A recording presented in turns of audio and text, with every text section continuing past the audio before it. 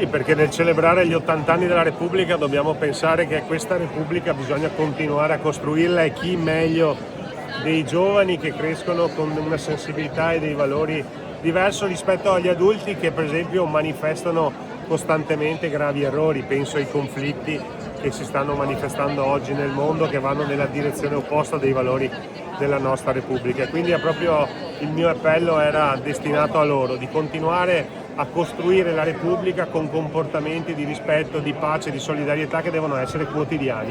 Ognuno di noi può fare molto, e poi mi è piaciuto anche ricordare, a proposito dei giovani, l'iniziativa del Presidente Sergio Mattarella, I Volti della Repubblica, proprio per ricordare che la Repubblica siamo tutti noi. Ognuno di noi può contribuire alla crescita di questa straordinaria istituzione attraverso i comportamenti quotidiani che devono essere dialoganti, di ascolto, di rispetto e di pace.